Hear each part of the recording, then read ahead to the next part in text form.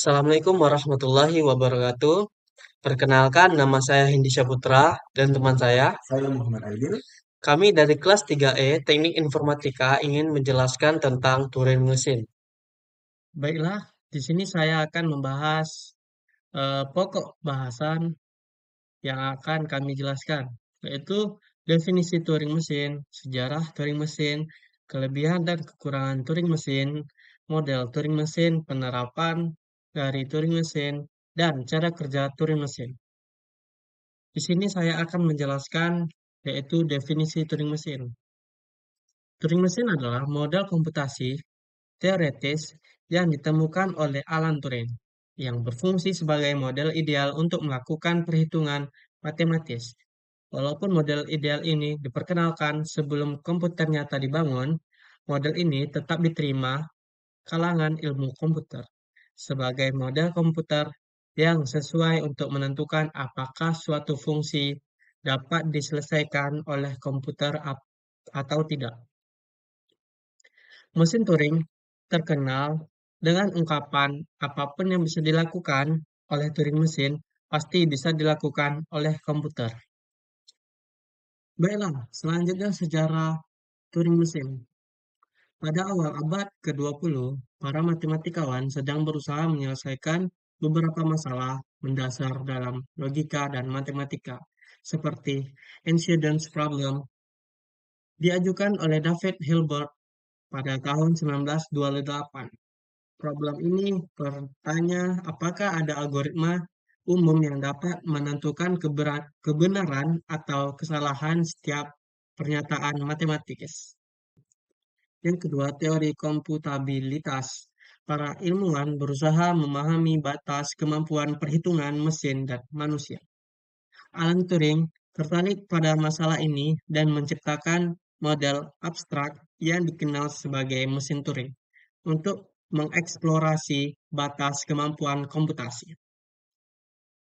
Pada tahun 1936, konsep diformulasikan oleh Alan Turing, seorang matematikawan Inggris yang jenius, pertama kali memperkenalkan konsep mesin Turing dalam makalahnya yang berjudul On Computable Numbers with an Application to the Incidence Problem.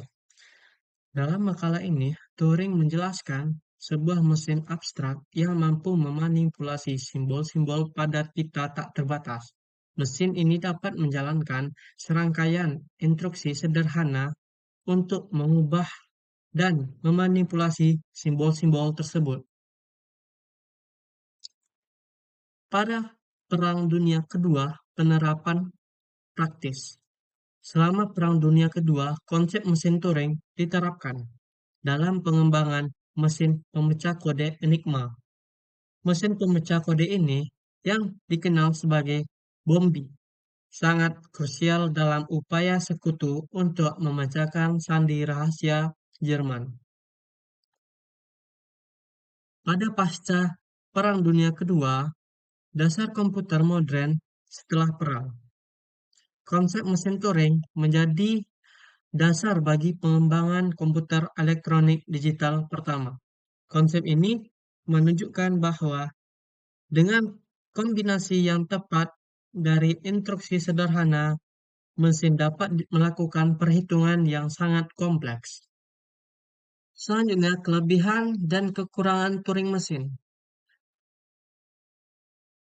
Yang pertama yaitu kelebihan mesin Turing, yaitu model komputasi universal. Mesin Turing dianggap sebagai model komputasi yang paling umum dan kuat.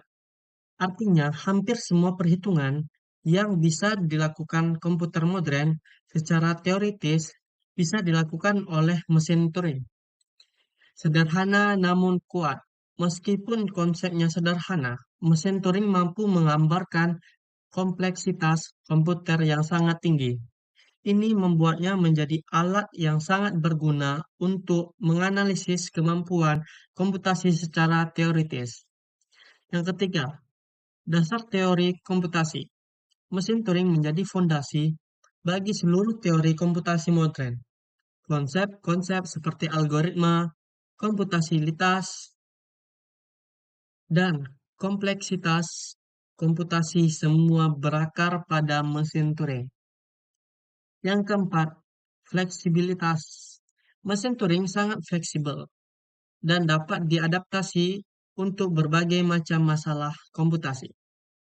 Yang kelima, membantu memecahkan masalah besar. Dengan menggunakan mesin Turing, Alan Turing berhasil membuktikan bahwa beberapa masalah, seperti halting problem, tidak dapat diselesaikan oleh algoritma apapun.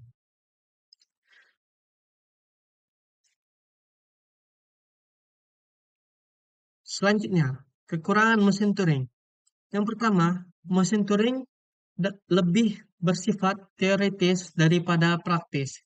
Konsep pita tak terbatas dan kepala baca atau tulis yang ideal sulit diimplementasikan secara fisik dalam bentuk yang sebenarnya. Yang kedua, tidak efisien. Meskipun kuat, mesin Turing tidak dapat selalu efisien untuk menyelesaikan masalah komputasi. Ada beberapa algoritma dan struktur data yang lebih efisien untuk tugas-tugas tertentu dibandingkan dengan simulasi langsung menggunakan mesin Turing. Yang ketiga, terlalu sederhana untuk beberapa masalah. Untuk masalah-masalah yang sangat kompleks, seperti kecerdasan buatan yang sangat maju, model mesin Turing mungkin terlalu sederhana karena konsep-konsep komputasi yang lebih canggih mungkin diperlukan. Yang keempat, tidak menangani aspek waktu dan energi. Mesin Turing tidak mempertimbangkan waktu eksekusi atau sumber konsumsi daya yang menjadi faktor yang penting dalam sistem komputasi modern. Model ini hanya fokus apakah masalah dapat diselesaikan, bukan seberapa cepat atau seberapa efisien. Selanjutnya, model mesin Turing yang akan dijelaskan oleh Muhammad Aidil. Baiklah, di sini saya Muhammad Aidil akan menjelaskan tentang model Turing mesin. Nah, yang dimana model Turing mesin ini memiliki beberapa komponen yang perlu kita ketahui, yaitu yang pertama ada pengendali berhingga yang biasa disebut dengan finite control atau bisa disebut dengan head-nya. Juga yang kedua ada pita masukan yang dimana berfungsi untuk memasukkan inputan dan dimana pita ini memiliki sifat yaitu panjangnya tidak berhingga yaitu ujung kiri terbatas, ujung kanan tidak juga terbatas. Juga dapat dibaca maupun ditulis. Dan selanjutnya itu sel yang tidak berisi simbol masukan akan berisi simbol kosong atau blank. Ataupun biasa disimbolkan dengan B besar ataupun B kecil. Nah, selanjutnya ini ialah model Turing mesin yang dimana bisa kita lihat pada layar PPT-nya berupa ada pita. Nah, di pita tersebut eh, memiliki sebuah panjang yang tidak terhingga dengan di sini saya lambangkan dengan titik-titik yang dimana di sana terdapat ada sebuah inputan dari A1, A2, titik-titik dan A ke N dan B atau disebut dengan blank atau inputan kosong tersebut. Nah, di sini merupakan ada head yang berfungsi sebagai finite control yang dimana head ini bisa mengecek sebuah pita tersebut, baik itu ke kiri maupun ke kanan. Di sini telah didefinisi pada awal N, sel pertama dari pita masuk ke berisi rangkaian simbol yang harus dikenali. Dinyatakan sebagai A1, A2, titik-titik, A ke N, sel di sebelah kanan rangkaian berisi simbol B ataupun simbol kosong. Nah, di sini ada cara kerja dari Turing mesin secara umum, yaitu mesin Turing bekerja dengan cara membaca simbol pada pita, membaca dengan instruksi dan kemudian mengeksekusi tindakan berdasarkan logikanya. Berikut adalah cara kerja mesin Turing secara umum. Yang pertama itu mesin Turing memiliki pita yang berisi serangkaian sel yang berisi angka 1 atau 0. Nah, pada pita tersebut berisi angka 1 atau 0 sebagai bentuk ataupun sebagai inputan yang ingin diinput. Yang kedua, mesin Turing dimulai dengan menuliskan masukan pada pita, menyalakan mesin, dan membiarkannya melakukan komputasi hingga berhenti. Yang ketiga, mesin Turing membaca simbol saat ini, membandingkannya dengan rangkaian instruksinya, dan mengeksekusi tindakan berdasarkan logika yang ada di mesin Turing. Selanjutnya itu, mesin Turing bergerak dari suatu keadaan ke keadaan lain, membaca dan menulis simbol pada pita sesuai dengan fungsi transisinya. Nah, jadi mesin Turing bisa bergerak dari satu keadaan ke keadaan lain, misalnya contohnya dari kiri ke kanan, ataupun kanan ke kiri, dan juga bisa membaca dan menulis simbol ataupun menulis simbol ulang pada inputan yang ingin diinput. Selanjutnya itu ada mesin Turing akan berhenti pada keadaan berhenti khusus di mana komputasi berakhir. Maka ini inputan yang diinput oleh mesin Turing itu diterima, maka mesin Turing akan berhenti. Seterusnya, keluaran komputasi adalah apapun yang ditulis pada pita saat mesin Turing berhenti. Nah, setelah mesin Turing berhenti, mesin Turing otomatis sudah menuliskan sebuah kode ataupun sebuah inputan yang telah dirubah dari pita yang telah kita masukkan. Selanjutnya itu ada cara kerja mesin Turing secara sistematis, di mana mesin Turing ini dapat didefinisikan sebagai ada 7 tapel darinya, yaitu ada key sebagai himpunan state, yang kedua ada sigma, yaitu himpunan simbol inputan ataupun inputan kita. Yang ketiga ada gamma, yaitu simbol pada pita meliputi pula bank ataupun pita-pita kosong. Selanjutnya itu ada fungsi transisi, ada state awal, selanjutnya ada final state F, dan juga ada B, yaitu simbol kosong tadi yang telah saya sebutkan bahwa pada B ini juga bisa dilambangkan dengan B besar ataupun B kecil. Nah, di sini ada sebuah contoh di mana mesin Turing M akan digunakan untuk mengenali bahasa yang di mana L sama dengan O, N, 1N, atau N lebih besar sama dengan 1. Nah, contoh string di dalam L misalnya 01, 0011, 000111, 000011, dan seterusnya. Di sini saya mengambil contoh ialah 000111, di mana cara kerja mesin Turing ini untuk mengenali bahasa L dinyatakan dengan algoritma seperti berikut. Yang pertama, ganti simbol 0 paling kiri dengan simbol X. Jadi simbol 0 paling kiri yang telah ditunjuk oleh head atau finite control-nya sudah ditunjuk. Selanjutnya kita ganti 0 tersebut menjadi X. Nah, setelah ini diganti menjadi X, maka akan masuk ke algoritma berikutnya, yaitu gerakan head ke kanan hingga dijumpai simbol 1. Nah, tadi dari X, eh, pindahkan head ke kanan hingga menjumpai simbol 1, maka head akan berhenti di simbol 1. Lanjut ke algoritma berikutnya, yang di mana ganti simbol 1 tersebut yang paling kiri dengan simbol Y. Nah, setelah head ketemu dengan simbol 1, maka akan diganti dengan Y. Selanjutnya, ada algoritma keempat, yaitu gerakan head ke kiri hingga menjumpai simbol X. Nah, dari Y tadi, head kita akan bergerak ke kiri untuk mencari simbol X. Nah, berhentinya di sini, X paling kiri. Selanjutnya itu berulang lagi, geser head ke kanan, yaitu akan diperoleh 0 paling kiri. Maka head kita akan mencari lagi ke kanan, mana 0 yang paling terletak ataupun berposisi di paling kiri, yaitu di sebelah X-nya tadi, berhenti di sini. Nah, selanjutnya kembali ke langkah 1 yang di mana simbol 0 paling kiri dengan simbol X dirubah dengan simbol X, maka 0 tersebut akan berubah menjadi simbol X. Selanjutnya lagi, kita masuk ke algoritma kedua, gerakan head ke kanan hingga menjumpai simbol 1, maka otomatis simbolnya akan ke sini. Nah, head-nya akan mencari simbol 1 dan berhenti di sini. Selanjutnya kita masuk ke algoritma ketiga lagi. Ganti simbol 1 paling kiri dengan simbol Y. Maka 1 yang ditunjuk oleh head ini akan menjadi Y. Nah, selanjutnya lagi, kita masuk ke algoritma selanjutnya. Gerakan head ke kiri hingga dijumpai simbol X. Nah, pasti nanti head ini akan mencari mana simbol X. Nah, jumpailah X tersebut yang ditunjuk oleh head. Selanjutnya itu kita lanjut ke algoritma. Selanjutnya, geser head ke kanan untuk memperoleh nilai nol paling kiri. Nah, head tersebut akan mencari ataupun menggeser dirinya sendiri ke kanan untuk mencari nilai nol yang terletak di sini. Nah, selanjutnya itu kita masuk ke langkah ke-6 lagi, kembali ke langkah 1. Di langkah algoritma 1, ganti simbol 0 paling kiri dengan simbol X, yaitu yang telah ditunjuk oleh si head tadi, yang akan dirubah menjadi simbol X.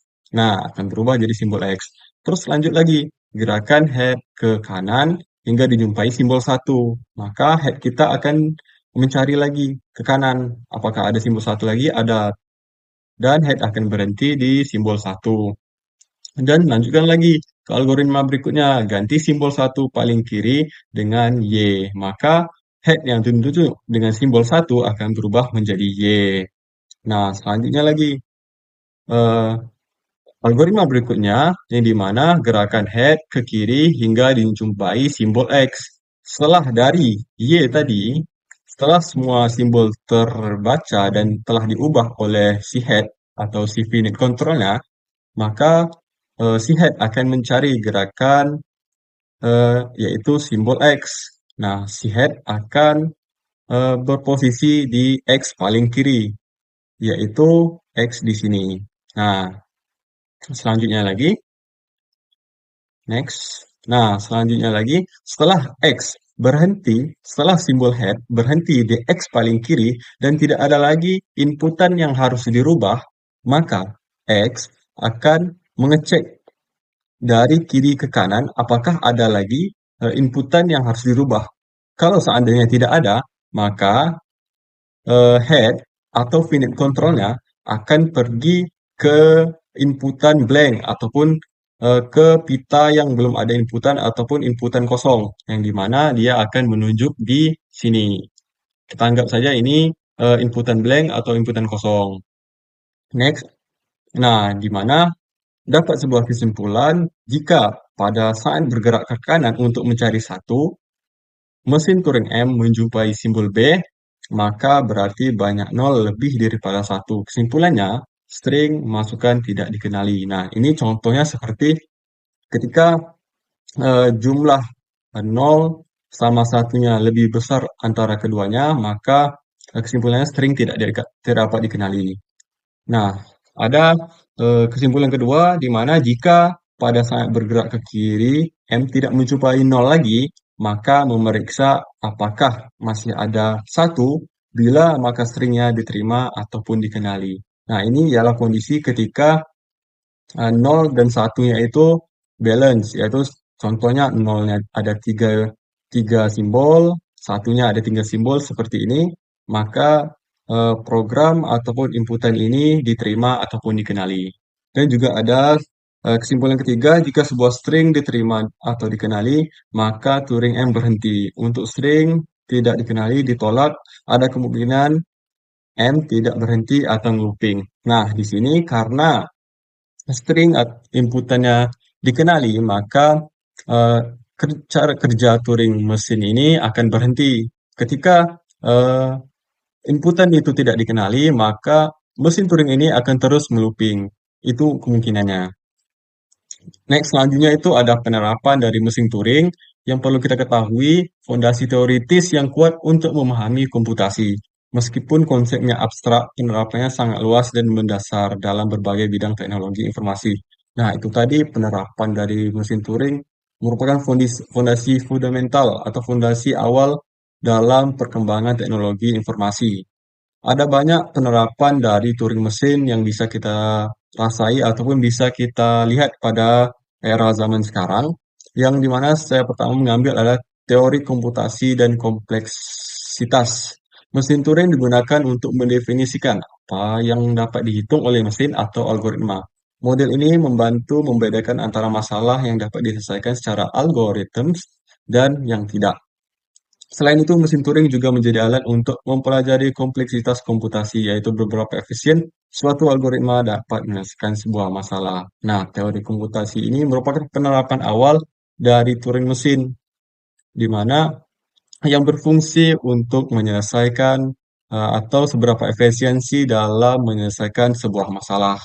Nah, mesin Turing inilah yang menjadi fundamental dari teori komputasi dan kompleksitas. Selanjutnya ada penerapan dari Turing mesin yaitu desain compiler dan interpreter.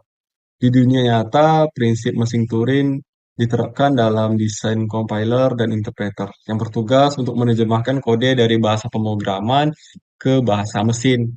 Proses ini penting dalam pengembangan perangkat lunak memastikan program dapat dijalankan oleh komputer. Nah, pada nomor 2 ini contohnya seperti kita membuat codingan ataupun source code kita yang di mana penerapan dari mesin Turing inilah yang menjadi fungsi untuk mengubah dari bahasa pemrograman ke bahasa mesin sehingga komputer bisa dijalankan. Selanjutnya itu ada kecerdasan buatan dan pembelajaran mesin, yaitu mesin Turing berperan dalam memahami dan mensimulasi proses kognitif. Algoritma AI seringkali terinspirasi dari prinsip komputasi yang dapat diprestasikan oleh mesin Turing. Nah, di mana titik awalnya sebuah AI itu merupakan dasar dari Turing mesin. Mereka mendapat inspirasi awal untuk membuat AI itu dari Turing mesin, yang dimana bisa menyelesaikan sebuah masalah ataupun memberi solusi dari sebuah eh, kondisi. Selanjutnya itu pemrosesan data dan algoritma.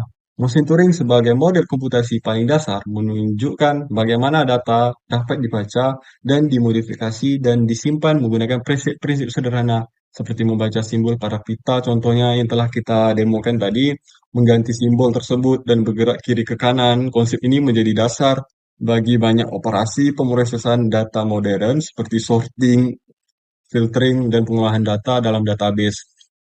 Nah, dari Turing mesin ini juga menjadi landasan awal pembelajaran dari pemrosesan data seperti sorting, filtering, dan pengolahan data. Nah, contohnya saat belajar struktur data, kita diajarkan untuk sorting, yaitu di mana kita menyorting sebuah data. Juga kita diajarkan searching, di mana di mesin Turing juga diajarkan searching untuk mencari sebuah inputan tadi tersebut. Nah, itu berkorelasi dari Turing mesin tersebut. Nah, mungkin hanya itu saja yang bisa kami berdua sampaikan. Lebih dan kurang kami mohon maaf. Wabillahi taufiq wal hidayah. Wassalamualaikum warahmatullahi wabarakatuh.